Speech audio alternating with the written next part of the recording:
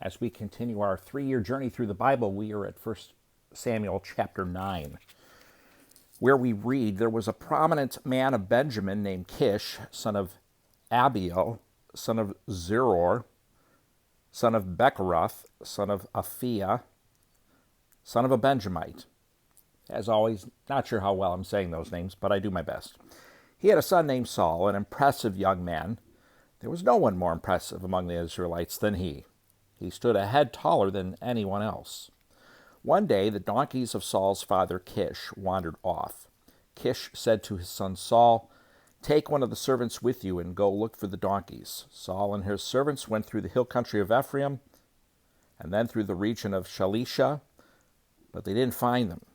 They went through the region of Shalim, nothing. Then they went through the Benjamite region, but still didn't find them. When they came to the land of Zuph, Saul said to the servant who was with him, "Come on, let's go back, or my father will stop worrying about the donkeys and start worrying about us." "Look," the servant said, "there's a man of God in this city who is highly respected.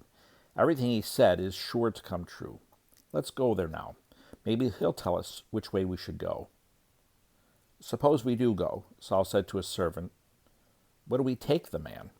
The food from our packs is gone, and there's no gift to take to the man of God. What do we have?"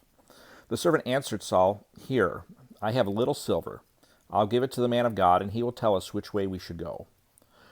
Formerly in Israel, a man who was going to inquire of God would say, "Come, let's go to the seer." For the prophet of today was formerly called the seer. "Good," Saul replied to his servant. Come on, let's go." So they went to the city where the man of God was. As they were climbing the hill to the city, they found some young women coming out to draw water and asked, "Is the seer here?" The women answered, "Yes, he is ahead of you. Hurry, he just now entered the city because there's a sacrifice for the people at the high place today. As soon as you enter the city, you will find him before he goes to the high place to eat. The people won't eat until he comes there, or till he comes, because he must bless the sacrifice. After that, the guests can eat. Go up immediately. You can find him now." So they went up toward the city. Saul and his servant were entering the city when they saw Samuel coming toward them on his way to the high place. Now, the day before Saul's arrival, the Lord had informed Samuel, "At this time tomorrow I will send you a man from the land of Benjamin. Anoint him ruler over my people Israel. He will save them from the Philistines, because I have seen the affliction of my people, for their cry has come to me." When Samuel saw Saul, the Lord told him, "Here is the man I told you about. He will govern my people." Saul approached Samuel in the city gate and asked, "Would you please tell me where the seer's house is?" "I am the seer," Samuel answered. "Go up ahead of me to the high place and eat with me today. When I send you off in the morning, I'll tell you everything that's in your heart. As for the donkeys that wandered away from you 3 days ago, don't worry about them, because they've been found. And who does all Israel desire but you and all your father's family?" Saul responded, "Am I not a Benjamite from the smallest of Israel's tribes, and isn't my clan the least important of all the clans of the Benjamite tribe? So why have you said something like this to me?"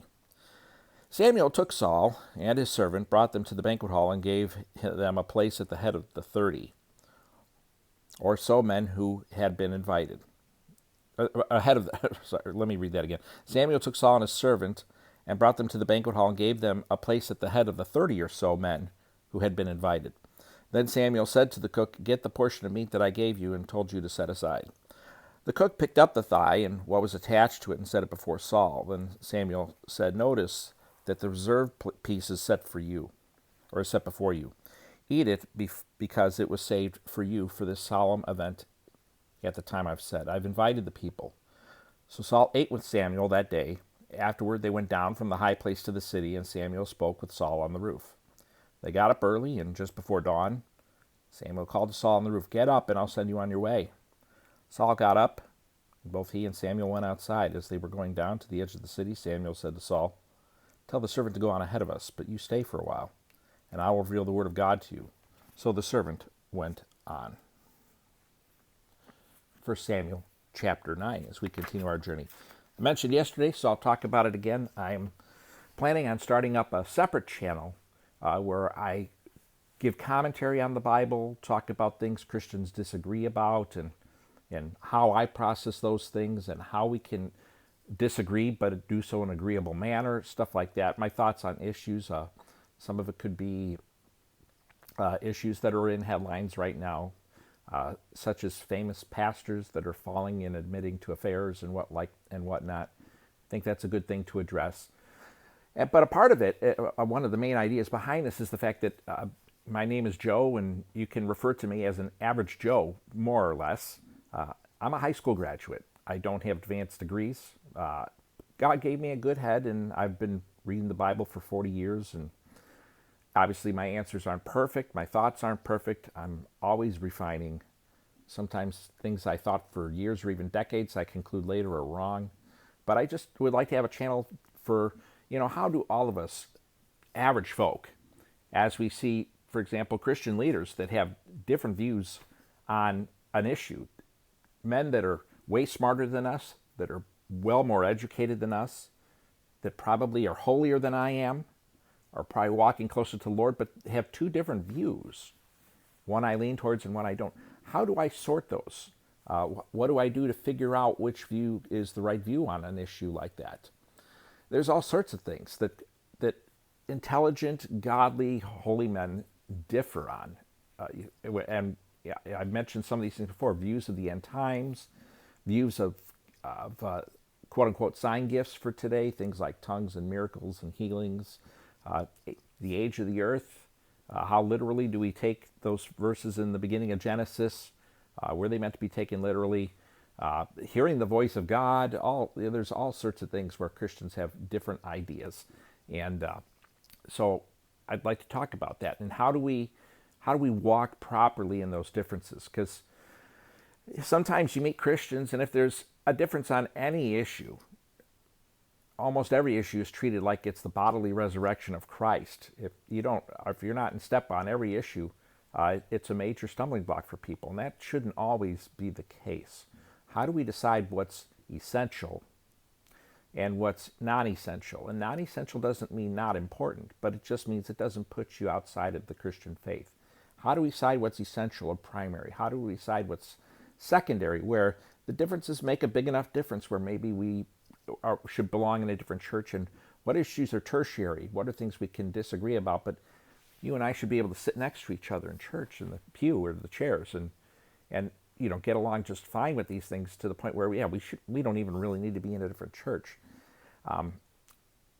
These are important things to discuss. So again, how, especially again coming from my perspective, how as a not formally educated in advanced degrees, how do I deal with these things as a high school graduate? How do I sort through these things? And hopefully I can say some things that are helpful. Obviously people disagree with me, and I want it to be a separate channel because I don't want it to interfere with the Bible reading. I don't want what I express on a view to cause people to forsake this channel and listening to the Bible. This is more important, but I know that the other idea people can find interesting, and I've thought about things enough that I think I have some things that are worth sharing to help us sort through those things, hopefully. Especially, again, when you look at, if you're not schooled in those areas. And people often make this mistake. They maybe have an advanced degree in something, but then some people can have a lack of humility and not stay in their lane. And just because we're educated in an area doesn't mean that we're not blind to other areas. We've learned how to think, and we think really good in this lane over here, but that doesn't mean we think good and think well and properly in every lane. And that includes me, and that includes you. We don't all think well in every lane we're in. So that's what I'm looking to do. I probably will not be every day like this channel will. I don't know if it'll be weekly, more sporadically, whenever I have something to say. But these are some of the things that I want to address. One of the first things I do want to address is, what do we do when famous leaders that have written good books and that we have looked up to fall? How do we react to that? The reactions are all over the board on stuff like that. Some people are very angry and judgmental, and some also are almost like it doesn't matter. How do we address that? These are important things to discuss. So anyway, when I do that, I will put it in the comments. If that's something that you're a person that it would a disagreement with me would make you stop listening to the Bible channel here, then maybe you shouldn't watch it. But on the other hand, if you need to learn how to disagree agreeably, maybe you should watch it. I really don't know how to answer that, and where to deal with that at this point. But anyway, thank you for watching today. Thank you for listening to 1 Samuel 9 and listening to me babble on about my future project idea that I have. And hope to see you tomorrow. Hope you have a wonderful day.